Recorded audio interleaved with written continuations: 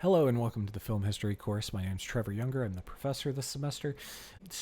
I just wanted to create this video that is sort of a course overview, as well as just go over the syllabus so you have a pretty clear idea of what's expected of you in the class. In theory, you've been able to log into Brightspace. You're watching this video. Somehow you got there. Under our Film History course, you should see a few things. One is announcements, where I'll publish an announcement every week. And the other one is content, where you'll see our individual lessons, which include our video links.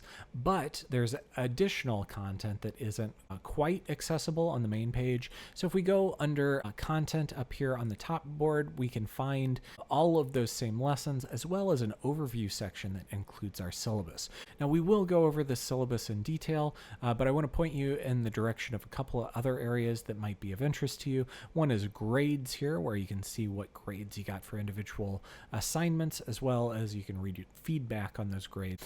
And then course tools, if we click on that real quick, we can find a couple of things in here. One is quizzes. That's where you'll find any exams, but I will publish those things under content too if you forgot where to find these things. The other one is discussions. So if I click on discussions, you'll find a couple of discussions, and this first one is actually due next week. Make sure that you're able to find the stuff so then you can respond to those things and get these very easy points. But this is the only one that's due this week. The second one, German Expressionism versus Soviet Montage, that'll be due in a couple weeks. So under content, let's hop into that syllabus and get started. So this is Film 215. We are an online section of the course, meaning that we never meet in person, and all of our lessons are sort of on demand. So you do have to complete each lesson each week and do the assignment associated with it. But if you ever want to go back and revisit lesson 1, 2, 3, etc., especially if you're studying for the exam or even want that as a direct reference while taking the exam, that's 100% fine and going to be available to you. A couple of college policies and information things here. So you'll find policies and information at this link, as well as student references here. Basically, that's like the student handbooks. So if you're curious about what the rules are for any particular thing, that's where you should visit. Course information. My name is Trevor Younger. That's how you pronounce that. And it's spelled a little bit weird, and that may be something you want to take note of as we get to the formal MLA research paper. You would need to include my name in the header section there. So you definitely want to spell that correctly, and that's how you spell it. You can always come back here to look it up. With semester hours, this is a full 3 credit hour course. That means that it's the same as if you took a 3-hour course in person, worth the same exact thing on your transcripts. Start and end dates. We start Monday, August the 18th, and it says an end date of Thursday, December 11th, which is a little strange. So we don't have to follow SWC's final schedule. Instead, just to keep things really consistent, we'll have our last day be the Monday preceding that December 11th date. I'm unable to change these things on the syllabus, but do take note of that if you're thinking you can turn in your final stuff on that final Thursday. The due dates are actually going to be that Monday. Last date to withdraw is November the 3rd, 2025. Take note that is a Monday, so it's difficult to get things through to your advisor to actually withdraw. So if you end up in October feeling like this class just isn't for you, or you've gotten several bad grades at that point and you feel like you can't pass the course, withdrawing may be your best option. Reach out to your advisor to do that. That's not something that you reach out to me to do for you. Instead, you work with your advisor and they'll have a little bit of paperwork for you to fill out, and then you can withdraw from the class. You get a W on your transcripts, but it looks a whole lot better than an F. Okay, class location. This is an internet course, which is true. So there's no real place that we meet. There are 2 phone numbers here. Neither of those will reach me directly. Instead, what I would recommend you use is this email address, trevor.younger@swic.edu. Again, that's spelled a little funny, so you may want to copy that out of here. So if you have any questions about anything, including asking for extensions on assignments, or if you want to know more about a particular grade that you got, that swick.edu account is awesome for it. I usually get back to people about 24 hours, but if it takes more than a couple of days, you might want to reach out to me again because it may have gone into my spam filter or something like that. Swick website, that can be helpful. If you go to swick.edu, you can find out things about whether or not the campus is closed. Probably doesn't matter too much for this particular class, but if you're taking classes on campus, it's certainly helpful. A course description. So you should have read this when you signed up for the course, but I'll give you a quick refresher. This class is a survey of the history of motion pictures with an emphasis on important cinematic movements, directors, and technological innovations that have impacted the direction of the art form. So basically how I try to do this stuff is I work chronologically to a point. So we start at the beginning of cinema, and then we move forward as new technological advancements happen. That said, we reach a point where a lot of things are happening simultaneously in different parts of the world. So we do kind of rewind from time to time, but I try to take it as chronologically as I can to kind of keep things fresh in your mind about what came just before this. So prereqs, you should be eligible for English 101. We do expect you to write in this class. It is a writing class at its heart. So we have blogs that you're going to create starting this week. And then you write in those blogs every week. It's basically like an online journal, right? You write about the films that you watched and the things that you learned in the class and stuff. It's fairly informal.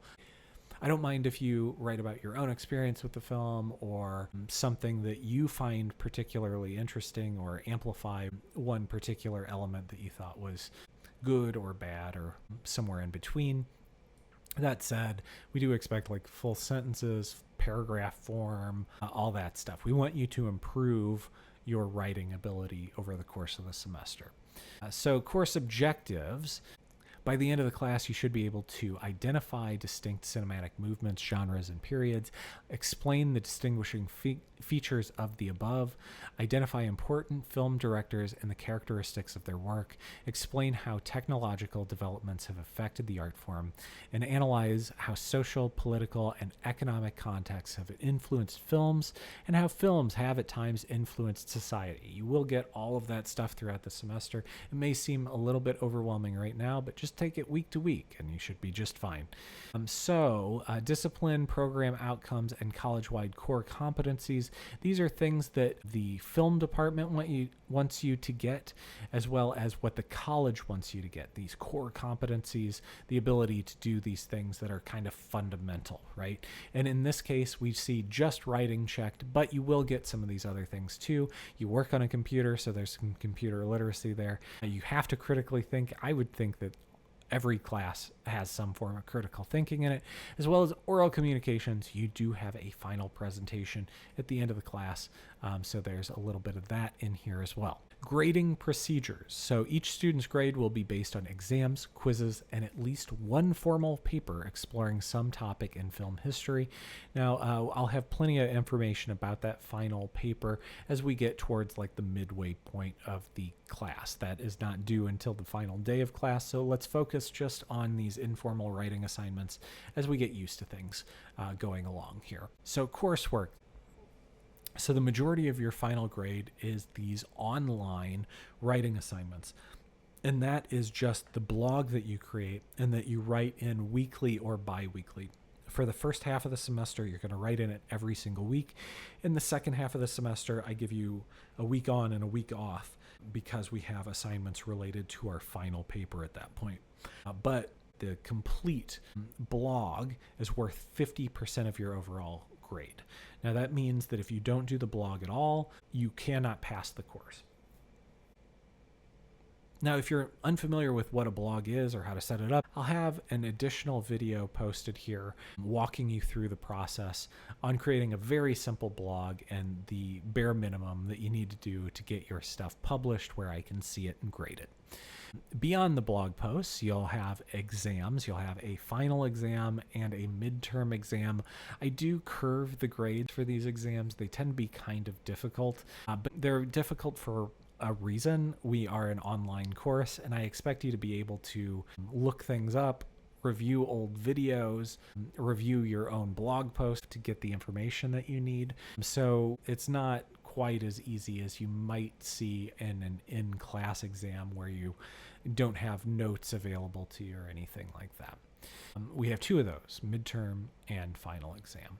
Final paper, that's worth 15% of your overall grade. That is that formal MLA research paper. If you're not familiar with MLA, I'll have some content for you towards the midway point of the semester.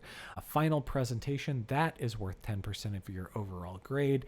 So if you are a little bit concerned about that final paper and your writing ability there, just do really well with your presentation, and that should make up for a majority of it, so long as you do your final paper as well as you possibly can. Participation, that is also worth 10% of your overall grade. And considering that we are an online course, that's not going to be something like how many times you talk in the class. Instead, that's going to be a combination of assignments that don't have a grade in the grade book, that being things like discussions, and then also things like actually creating your blog URL and submitting your assignments on time regularly and completely, right? Like, did you do all of the assignments, or did you take a couple of zeros because you could afford it?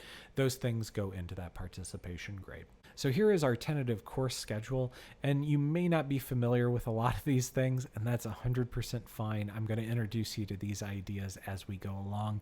But again, we are trying to approach these things chronologically from the beginning ideas of film. Now, the movie brats are like 1970s era. I don't get much further than that because, we only have a few weeks to get through the entire course, and film history is a long period of time, and I try to cover most of the major elements of film history, but there's quite a bit that will not be covered in the course just because we don't have enough time to cover everything. Okay, so academic rigor, basically what this says is this class should transfer to another college. This class should be just as rigorous as any other Illinois college film history course. Now, that's not to say that your credits won't transfer to like Missouri or something. Should transfer anywhere in the United States, but we can say with relative certainty it's going to transfer in Illinois. Student counseling and wellness. If you have any kind of mental health issues or anything, SWIC has some resources for you. You can reach out with this email, or you can use this URL to find out more information there. Now, under attendance policy, I don't have anything in here really because I expect you all to be in attendance since you don't actually have to be in person. Something maybe to acknowledge here is if you would like an extension on any assignment. So maybe you put off doing the assignment until the last couple of days right before it's due, but then you get sick and you can't finish it. Well, I'm pretty open to granting extensions so long as you reach out to me 24 hours in advance of the deadline. So if you email me and say, hey, I've just been feeling sick and I can't do it, or even if you're like, I have this vacation planned and I don't plan on bringing a laptop and watching movies and writing about them, and I'd like a little bit of extra time, or for whatever reason you'd like, so long as you reach out to me 24 hours in advance, I'm very likely to grant you an extension. Usually extensions last about a week. If you need something other than a week, you should put it in writing. This is what I need. I'll be out for 2 weeks. Can I have a 2-week extension? Now, I won't grant extensions if this is something that is a regular occurrence. So if you do this once in a semester, it's probably fine. But if you email me 24 hours in advance of the deadline every single week because you need an extension, or you're multiple extensions out, right? Like you have 3 assignments that haven't been turned in yet, I'm no longer going to grant you an extension. But just telling you outright, all things considered, if it's just one time and you reach out to me with enough time to grant the extension, I probably will. Under other information, I don't have it listed here on the screen, but I will update this thing with information about plagiarism and AI writing. Since it is an online writing class, plagiarism tends to be a pretty bad problem.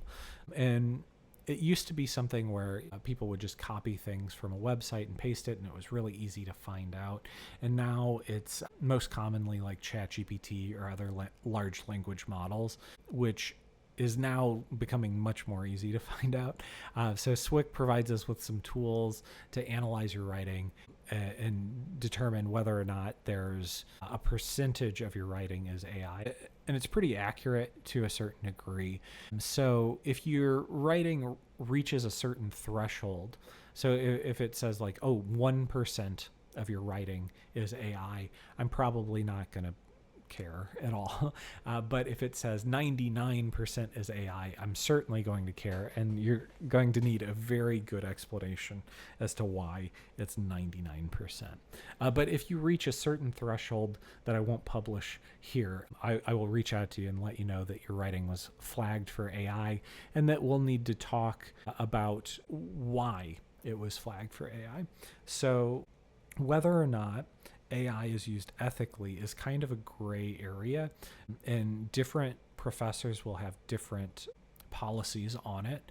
So if I tell you mine, don't think that that applies to somebody else at SWIC.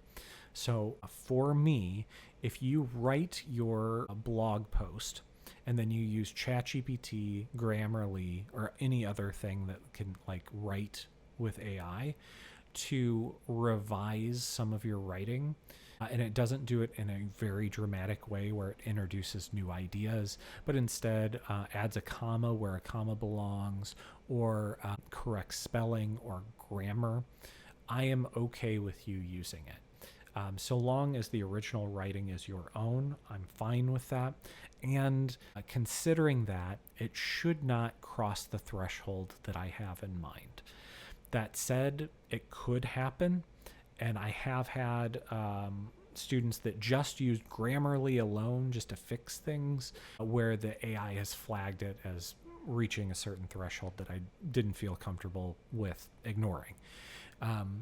So if I do reach out to you about this stuff, the best thing that you can do if you plan on using AI to correct or enhance some of your writing is to keep a very, as detailed as you can, a log of what you did. Now, if you work on ChatGPT, if you create a new chat with ChatGPT, it stores that thing. Just don't delete the chat and then show me what you did, what your inputs were for ChatGPT, your original writing, and what it spit out at the end, and we'll be totally fine through our meeting. If you can't provide what your original writing was, it crossed the AI threshold for me, and you don't have evidence in your favor, I can't do anything but determine that you used AI unethically. So do keep that in mind as you do this stuff.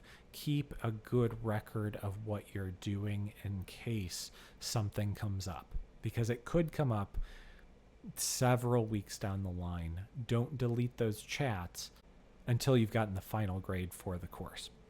Okay, so that is basically the overview of the course.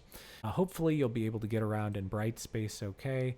The main page is where you are most of the time. You'll see your announcements here. You'll see the lessons here. But if you do need access to the syllabus, you know where to find that now under the actual content section. And then other things for the class up here, grades, course tools, and discussions and quizzes. There are a couple of extra videos for you now. One is how to create a blog. If you're familiar with how to do that and you want to just do it on your own, you can go ahead and skip that video. But if you're unfamiliar and you need a refresher, definitely pick it up. It's pretty short and it'll walk you through it. And then you'll have a lesson video published as well. Definitely watch that in its entirety and then complete the assignments listed at the end of the video. If you ever need to see what the assignment actually is, that will always be right at the end or very near the end of our videos. So that's it. Take a look at those other videos and let's get started. Good luck this semester.